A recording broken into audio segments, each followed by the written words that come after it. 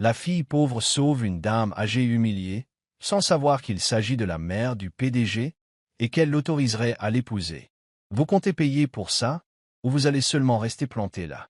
La voix sèche du gérant résonna dans l'allée, perçant le ronron des chariots et la musique d'ambiance feutrée. Wendy Wynne s'immobilisa près d'un présentoir de céréales, le cœur ratant un battement. Elle reconnut le ton de quelqu'un prêt à en découdre. Elle jeta un coup d'œil par-dessus son épaule. Une dame âgée, vêtue d'un manteau gris tout simple, se tenait près du rayon fruits et légumes, les mains tremblantes serrant quelques articles. Du lait, du pain, une boîte de soupe. Elle paraissait frêle et désemparée. Le gérant, un grand homme au regard sévère, la dévisageait. Un petit groupe de clients indécis flottait autour, ne sachant pas s'ils devaient intervenir. Je vous ai dit, balbutia la dame âgée, la voix vacillante. J'ai oublié mon portefeuille à la maison. Si vous me laissez sortir pour appeler mon fils, il peut, c'est ce qu'ils disent tous, répliqua le gérant, acerbe. On a trop de vols, ici. Vous payez maintenant ou vous laissez ces articles. La lèvre inférieure de la vieille dame se mit à trembler tandis qu'elle faisait un petit pas en arrière. S'il vous plaît, j'ai juste besoin d'un instant. Je ne vole rien. Wendy sentit la colère lui tordre la poitrine. Elle ne connaissait pas cette femme, mais l'humiliation sur son visage lui fit mal au cœur. Et si c'était ma grand-mère qu'on traitait ainsi? Sans réfléchir, elle abandonna son panier à moitié rempli et s'approcha. « Excusez-moi, dit-elle d'un ton ferme. Vous ne voyez pas qu'elle est bouleversée? Laissez-lui passer un coup de fil tranquillement. » Le gérant lança à Wendy un regard mauvais. « Ça ne vous regarde pas, mademoiselle. » Wendy redressa les épaules. Elle n'avait qu'une vingtaine d'années, mais ne comptait pas se laisser intimider. Eh bien, maintenant si. Elle n'essaie pas de s'enfuir, elle veut juste appeler son fils. C'est une demande tout à fait raisonnable. Quelques personnes hochèrent la tête. La dame âgée eut les yeux embués. « Je me suis rendu compte à la caisse que j'avais oublié mon portefeuille, murmura-t-elle. Je suis vraiment désolé pour tout ce dérangement. » Wendy vint se placer près d'elle et lui effleura doucement le bras. « Ne vous inquiétez pas, maman. Je vais vous régler vos courses. Ce n'est que quelques articles, non ?» Les lèvres du gérant se pincèrent. Il parut décontenancé un instant par la proposition de Wendy. « Si vous voulez payer, très bien, grommela-t-il. Mais la prochaine fois, montrez vos papiers. » Wendy ravala une réplique cinglante. Elle se tourna vers la vieille dame avec un sourire apaisant. « Allons régler ça. » Arrivée à la caisse, Wendy paya les courses, à peine $10. La vieille dame ne cessait de la remercier, la voix tremblante de soulagement. « Vous êtes trop gentille, ma chère, souffla-t-elle. Je vous promets que je vous rembourserai. » Quelle erreur de ma part. Wendy écarta ses excuses d'un geste. « C'est rien du tout. Je suis désolé que le gérant vous ait malmené. » Elle l'emmena loin des regards, près de la sortie du magasin, lui laissant un moment pour se calmer. Dehors, le ciel du début de soirée se colorait des néons des boutiques environnantes. Wendy respira l'air frais, sentant la tension retomber. La dame sortit un téléphone de sa poche de manteau. Manifestement, elle l'avait, mais pas son portefeuille. Elle composa un numéro, parlant à mi-voix. Wendy n'entendit que des bribes. « Oui, mon chéri, je suis au coin de la 8e et Maple. »« Non, je vais bien. Mais tu pourrais m'apporter un peu d'argent ?» Puis elle raccrocha. « Vous n'auriez pas dû dépenser votre argent pour moi, » dit-elle à Wendy, la gratitude brillant dans ses yeux. C'était terriblement humiliant. D'habitude, je suis plus organisé. Je dois commencer à perdre la tête avec l'âge. Wendy lui sourit gentiment. Ne vous en faites pas. Je déteste simplement voir les gens se faire malmener. Elle hésita, l'air soucieux. Vous êtes sûr que ça va aller? Je peux attendre avec vous jusqu'à l'arrivée de votre famille. La dame posa une main ridée, mais douce, sur celle de Wendy. Vous êtes un ange. Mais je ne voudrais pas vous imposer ça. Ça ne me dérange pas, insista Wendy. En vérité, elle devait rentrer pour avancer sur un projet de graphisme en freelance. Mais sa conscience refusait de laisser cet inconnu, si fragile, seul sur un trottoir bondé. Elles s'installèrent donc sur un petit banc à l'extérieur. La dame se présenta sous le prénom de Margaret, sans mentionner de nom de famille. « Mon fils ne devrait pas tarder, » dit-elle en sirotant un peu d'eau que Wendy lui avait donnée. « Il est très protecteur. S'il savait comment ce gérant m'a traité. » Sa voix s'éteignit, un léger voile de tristesse dans ses yeux. Wendy en fut intriguée. Pourquoi évoquer la réaction du fils lui tirait-elle ce regard mélancolique? Elle préféra ne pas poser de questions. Elles discutèrent de la météo automnale. Margaret s'intéressa à la vie de Wendy, qui lui expliqua être graphiste indépendante, habitant un petit appartement du quartier. Le travail est irrégulier, admit Wendy avec un sourire en coin. Mais j'arrive à m'en sortir. Il faut du courage pour suivre sa passion, répondit Margaret doucement.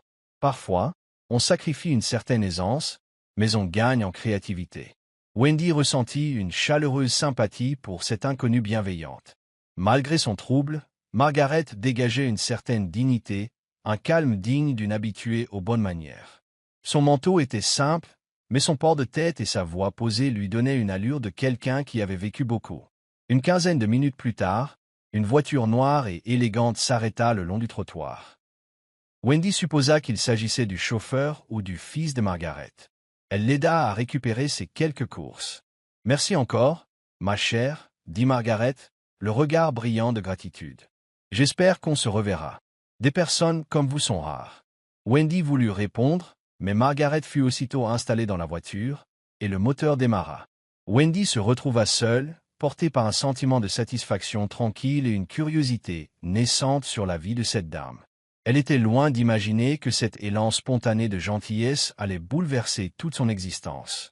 Le lendemain, Wendy s'attendait à reprendre sa routine, jongler entre ses missions de graphiste freelance et ses heures à mi-temps dans un café local. Pourtant, tôt le matin, son téléphone sonna, affichant un numéro inconnu. Elle décrocha. « Allô, est-ce bien mademoiselle Wendy Huyn ?» demanda une voix d'homme, assurée. « Oui.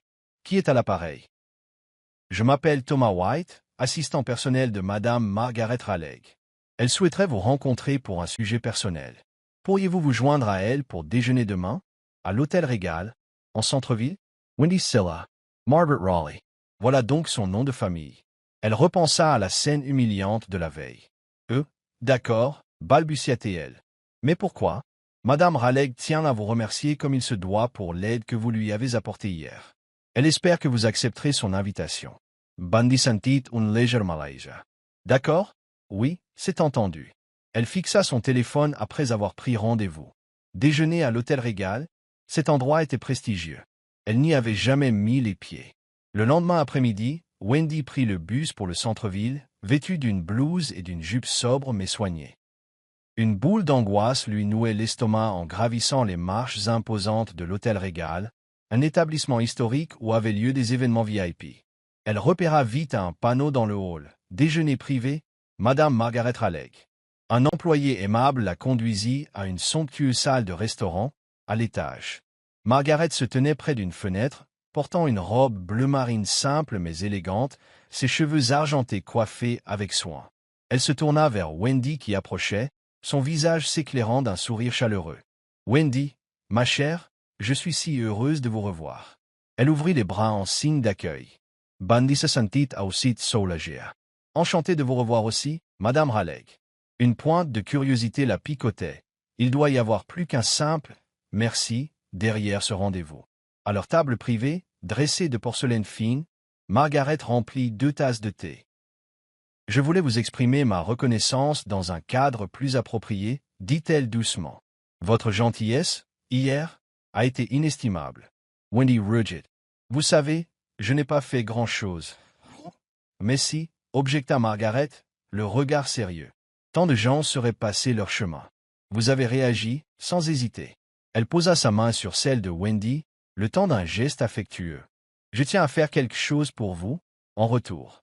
Peut-être vous mettre en relation avec certains de mes contacts dans le milieu du design, ou vous apporter un. » Wendy sentit ses joues s'empourprer. « C'est très généreux, Madame Raleigh, mais je ne me sens pas très à l'aise. »« Appelez-moi Margaret, » corrigea la dame d'un ton doux. « Et réfléchissez grec, s'il vous plaît. Je sais que le travail en freelance est souvent instable. Vous méritez d'avoir l'opportunité de briller. » Wendy était partagée. Elle traversait effectivement des difficultés financières, mais elle ne cherchait pas de récompense. « Je vous suis reconnaissante de votre offre, » dit-elle prudemment, « et on peut en parler. Mais je ne veux pas abuser de votre gentillesse. » Margaret eut un petit rire, profond et chaleureux. « Allons, ma chère. Il y a chez vous une honnêteté, une intégrité. Je pense que mon fils dirait la même chose s'il vous rencontrait. » À l'évocation du fils, Wendy se souvint du coup de fil passé dans le magasin. J'espère qu'il n'a pas trop mal réagi à la façon dont le gérant vous a traité. Une lueur amusée brilla dans le regard de Margaret. Il était furieux, pour être honnête. Mais nous avons arrangé les choses. Elle but une gorgée de thé, puis ajouta. Je lui ai parlé de vous, vous savez. Je lui ai raconté comment une jeune femme m'avait défendu. Il est très curieux, il voulait vous adresser ses remerciements également. Wendy esquissa un sourire gêné. Tant mieux si tout est rentré dans l'ordre. Pendant qu'un service raffiné de soupe, salade et petites douceurs était disposé sur la table, Margaret s'enquit des projets de Wendy. Elle écouta Wendy décrire son rêve, illustrer des livres pour enfants ou travailler avec des associations caritatives. Pour l'instant, elle se débrouillait avec de petits contrats, vivotant au fil des mois. Margaret acquiesça, l'air réfléchi. Peut-être pourrions-nous vous mettre en lien avec certaines de nos œuvres de charité. Ma famille investit dans plusieurs actions sociales. Elles auraient sûrement besoin d'une graphiste talentueuse. Elle marqua une pause avant de changer subtilement de sujet. J'aimerais vous présenter mon fils, si vous êtes d'accord. Il est très occupé, mais il s'intéresse à votre histoire.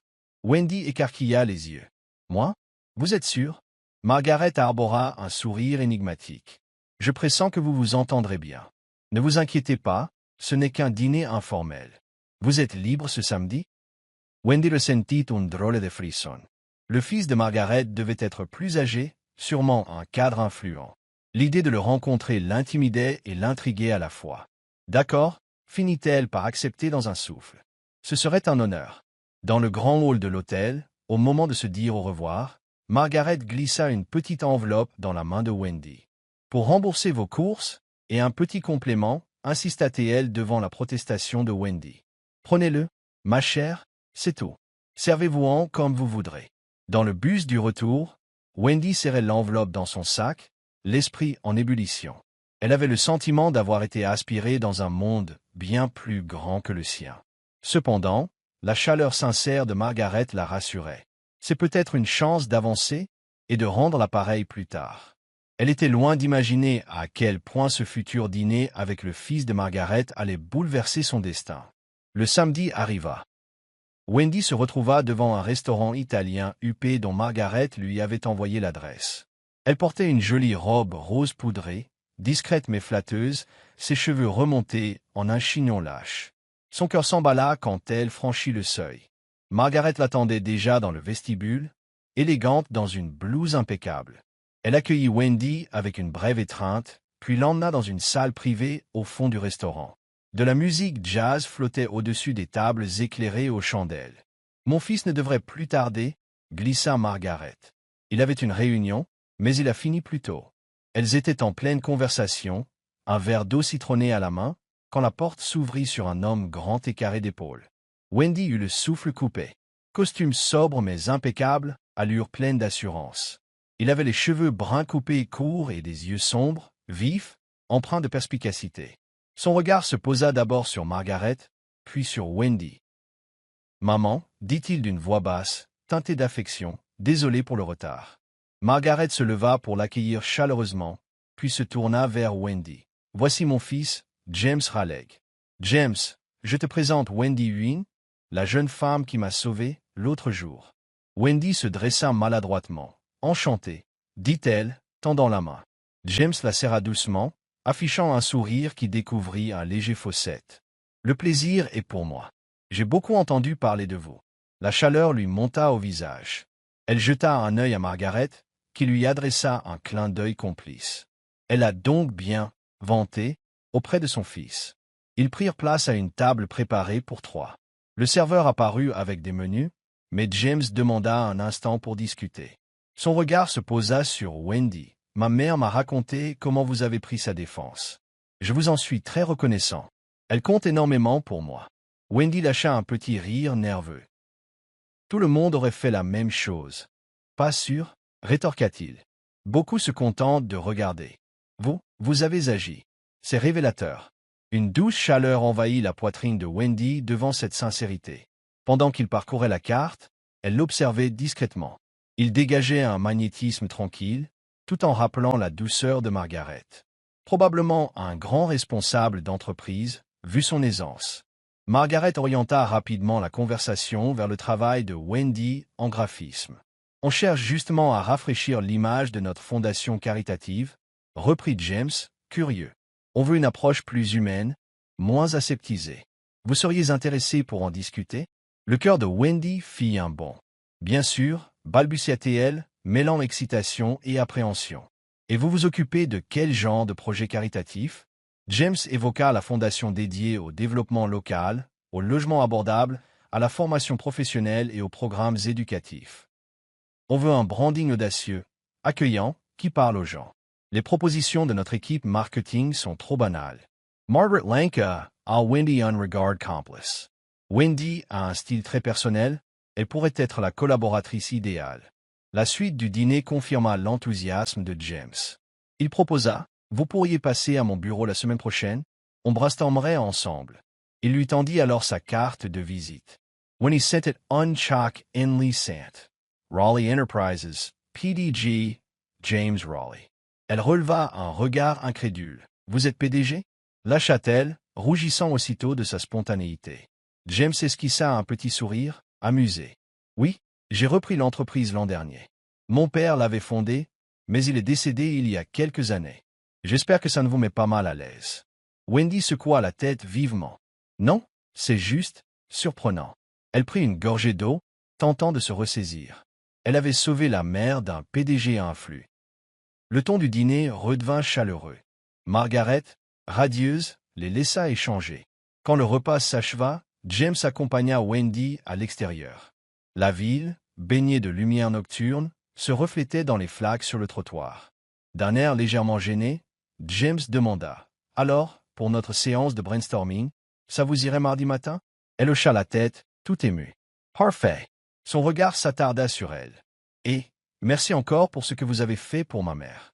Je crois vraiment que le destin nous a réunis. » Son cœur s'emballa sous la chaleur de ses yeux. « Je suis heureuse d'avoir pu l'aider. » Ils se séparèrent d'une poignée de mains polies, bien qu'elle s'attendît presque à un geste plus intime. D'un murmure, il ajouta « À très vite », avant de monter dans une berline élégante. Sur le trottoir, Wendy, bras croisés pour se protéger de la brise d'automne, le regarda s'éloigner, un tourbillon d'émotions en elle. Sa vie avait basculé en une semaine. Secourir une dame âgée humiliée par un gérant, découvrir qu'elle était la mère d'un PDG. Et à présent, ce PDG voulait collaborer avec elle, et peut-être davantage. Elle inspira profondément, se répétant que ce n'était qu'une opportunité professionnelle. Ne t'emballe pas. Son cœur battant fort lui suggérait le contraire. Mardi matin, Wendy arriva, tremblante, au 30e étage d'une tour de verre ultramoderne, siège de Raleigh Enterprises. Las sols impecables refletaient las plafonnières. Elle serrait contre elle son porte-documents, portant sa meilleure tenue de bureau décontracté. Une réceptionniste souriante la guida vers une salle de conférence privée. À l'intérieur, James l'attendait avec 2 membres de son équipe marketing. Il se leva, l'accueillant d'un sourire chaleureux. « Wendy, merci d'être venue. » Il présenta Ava et Patrick, trentenaires, polis mais formels. Ensemble, ils examinèrent l'image actuelle de la fondation. Logo, charte graphique, palette de couleurs. Wendy nota leurs remarques, posant des questions pour cerner leur public et leurs valeurs. Elle montra ensuite quelques croquis réalisés durant le week-end, jouant sur un style à la fois chaleureux et moderne, avec des teintes lumineuses. Ava se pencha, intrigué. C'est très sympa. Moderne, tout en restant convivial. Patrick opina. Oui, il y a une chaleur qui manque dans les visuels trop corporate. James écoutait avec attention, ponctuant de questions. Wendy reprit confiance. Je suis peut-être peu à l'aise en salle de réunion, mais la création, c'est mon domaine. Ses idées semblaient plaire, et on lui proposa de développer un projet plus complet. Elle jeta un regard interrogateur à James. Il me faudra quelques semaines, le temps de préparer un budget, des livrables. Il acquiesca, là et il pétillan. Prenez tout le temps nécessaire, on ne veut pas un résultat bâclé. Lorsque la réunion se termina, Ava et Patrick s'éclipsèrent. James, Louis, resta, fixant when he done air +2. Je me disais, on pourrait fêter ce premier échange fructueux autour d'un déjeuner. Wendy eut un petit doute, regardant sa montre. Pourquoi pas? Je suis libre. Elle ressentait un mélange d'enthousiasme et de prudence. N'est-ce pas franchir la frontière entre pro et perso? James l'emmena au café du 10e étage, bordé de baies vitrées offrant une vue époustouflante sur la ville, un symbole du pouvoir de Raleigh Enterprises. Autour de sandwichs, ils échangèrent sur leurs inspirations artistiques, leurs goûts musicaux. Wendy riait franchement, surprise par l'aisance avec laquelle elle se confiait. Vers la fin du repas, le téléphone de James vibra. « Je dois assister à une réunion du conseil dans une demi-heure. On discute d'un nouveau plan d'expansion. Pas de répit. » Il marqua un silence, puis, d'un ton plus bas, « J'aimerais vous inviter à dîner, hors travail. Ça vous dirait ?» Un tourbillon s'empara d'elle. « Oui, avec plaisir. » Un sourire éclaira le visage de James. « Parfait. Demain soir ?» C'était rapide, mais Wendy acquiesça timidement. « D'accord. » Le lendemain, ils dînèrent dans un charmant restaurant de fusion asiatique. La conversation coula comme un fleuve, abordant des sujets variés, en toute simplicité. Wendy découvrit la part vulnérable de James. Les responsabilités l'empêchaient parfois de dormir. Elle-même parla de ses craintes face à la précarité du freelance. Quand James la raccompagna à son immeuble, modeste et un peu vieillot, il se pencha dans la lueur d'un lampadaire vacillant, le regard brillant. « Merci pour cette soirée, » murmura-t-il. « J'aimerais te revoir. » Le cœur battant, Wendy répondit, « Moi aussi. » Il hésita, semblant peser un geste, puis posa un baiser léger sur sa joue. Un frisson de chaleur la traversa. « Bonne nuit, Wendy. Bonne nuit. » Elle le regarda s'éloigner jusqu'à sa voiture, le cœur en fête et un flot de pensées joyeuses lui remplissant l'esprit. Les semaines suivantes, leur relation s'intensifia. D'un côté, elle avançait sur la refonte de l'image de la fondation. De l'autre, il multipliait les rendez-vous personnels et Wendy se sentait pousser des ailes. Margaret, ravie, l'invitait parfois à prendre le thé, la félicitant pour ses progrès et encourageant leur belle idylle. « Vous formez un très beau duo », plaisantait la vieille dame, un éclat malin dans le regard. Mais tout le monde n'applaudissait pas. Certains employés de Raleigh Enterprises répandirent des rumeurs. James s'était entiché une inconnue, simple freelance sans le sou.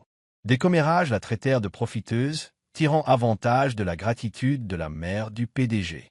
Wendy surprit des murmures aigres en apportant des planches de design.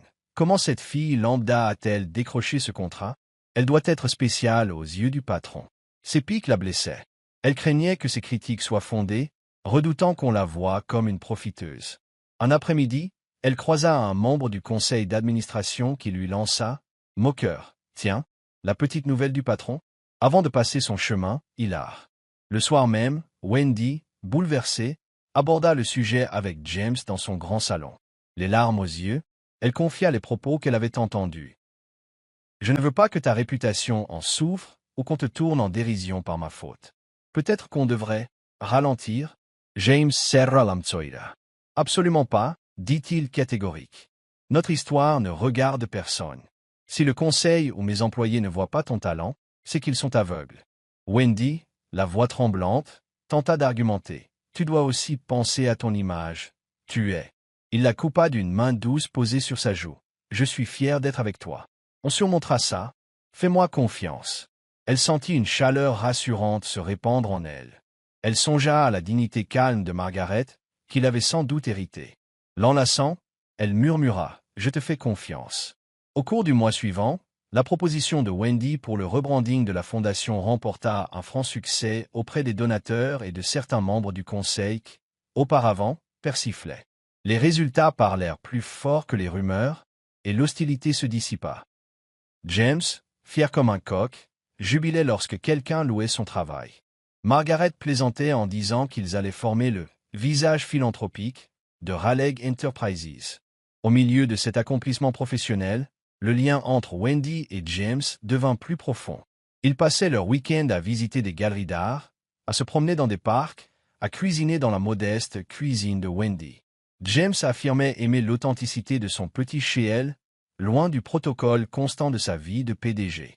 Parfois, il débarquait en jean et sweat à capuche, de quoi surprendre les voisins qui le reconnaissaient des magazines économiques. Un soir, après un gala de charité où Wendy avait dévoilé la nouvelle identité visuelle, James l'entraîna dans sa voiture jusqu'à un belvédère dominant la ville. Les étoiles scintillaient. Il coupa le moteur et se tourna vers elle, visiblement ému. « Il y a quelque chose d'important que je voulais te demander. » Le cœur de Wendy s'emballa. Oui, James sortit une petite boîte en velours de sa veste. Wendy retint son souffle. Était-ce? Doucement, il l'ouvrit, révélant une bague simple et élégante, ornée d'un diamant. Wendy, dit-il avec tendresse, depuis le jour où tu as sauvé ma mère, ma vie a changé. Tu incarnes la bonté, le courage et la chaleur humaine. Je n'ai jamais été aussi sûr de quoi que ce soit. Veux-tu m'épouser? Les larmes lui montèrent aux yeux. Elle porta la main à sa bouche, émue. Elle revit le souvenir du supermarché, l'intervention impulsive qu'il avait menée jusqu'ici. Puis-je vraiment devenir l'épouse d'un PDG fortuné? Oui, souffla-t-elle, des larmes roulant sur ses joues. Je le veux. James lui passa l'anneau au doigt, puis l'attira contre lui. Ils restèrent enlacés sous ce ciel parsemé d'étoiles, les cœurs débordant de joie et d'un léger vertige. Les doutes, les commérages, la différence de statut, tout semblait dérisoire face à l'évidence de leur amour. Leurs fiançailles furent annoncées dans la foulée. Margaret, ravie, organisa une réception somptueuse mais élégante pour célébrer la nouvelle. Ceux qui, jadis, avaient méprisé Wendy vinrent lui adresser des félicitations, sincères ou non. Sa meilleure amie, Lucy, la serra fort dans ses bras. Tu mérites tout ce bonheur. Tu restes la même personne généreuse et humble, et tu as trouvé un homme qui le voit. Le mariage eut lieu dans un joli jardin suggéré par Margaret, rempli de fleurs et de verdure, reflétant l'âme artistique de Wendy. Elle portait une robe ivoire aux manches en dentelle délicate. James, en costume raffiné, avait les yeux brillants en la voyant avancer vers l'autel. Margaret, au premier rang, arborait un sourire empreint de fierté. Au moment où l'officiant les déclara mari et femme, l'assemblée applaudit à tout rompre. Wendy et James scellèrent leurs vœux dans un baiser ému, les larmes se mêlant à leur rire. Malgré la présence de médias, d'invités influents de Raleigh Enterprises, la cérémonie conserva un caractère intime. Les parents de Wendy, venus d'un autre État, furent bouleversés par la tournure de conte de fées et touchés par le respect que James témoignait à leur fille. Plus tard, lors de la réception, Wendy dansa avec Margaret, un moment improvisé de complicité. Les yeux un peu humides, la vieille dame déclara « Ma chérie, j'ai su dès le jour où tu m'as secouru que tu avais un grand cœur. Je voulais que mon fils trouve une âme sincère. Je suis heureuse que ce soit toi. » Wendy, la gorge serrée, répondit « Vous m'avez offert bien plus que je n'osais rêver, un soutien, une amitié, et maintenant, une famille. » Margaret serra doucement ses mains, puis la laissa à James pour la danse des mariés. Dans cette valse lente, Wendy plongea son regard dans celui de son époux, radieux. Elle repensa au supermarché, à la scène humiliante, et à ce fil invisible qui l'avait lié à Margaret, puis à James. Le destin est étrange et merveilleux. Les mois suivants réservèrent leur lot de défis et de joie. Wendy développa davantage son activité de design, forte d'un beau portfolio grâce au projet philanthropique de Raleigh Enterprises. Elle et James alternaient entre le pantouse de celui-ci et une maison plus modeste qu'elle tenait à acquérir, pour s'éloigner de la frénésie du monde des affaires. Margaret, toujours indépendante et pleine de vie, leur rendait visite, apportant plats cuisinés et sages conseils. À chaque fois que Wendy repensait au point de départ, elle ressentait une gratitude immense. Un simple geste, défendre une vieille dame humiliée, avait bouleversé son destin. Elle s'était promis de rester cette personne bienveillante et d'utiliser désormais ses moyens pour aider d'autres dans le besoin. Quand ses yeux se posaient sur la photo de mariage, où elle souriait aux côtés de James et de Margaret, elle se rappelait que la compassion la plus sincère pouvait engendrer les plus belles joies de la vie. Parfois, un petit acte de bonté peut donner naissance à une histoire d'amour au-delà de nos espérances. Wendy n'aurait jamais pensé qu'en prenant la défense d'une inconnue, elle se rapprocherait d'un puissant PDG et se forgerait un avenir radieux.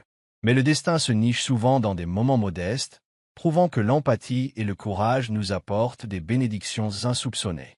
Si cette histoire vous a ému, merci de vous abonner à la chaîne Soul Steering Stories pour découvrir d'autres récits inspirants, célébrant la puissance de l'amour, de l'espoir et de la gentillesse. Merci de nous avoir suivis, et à très bientôt.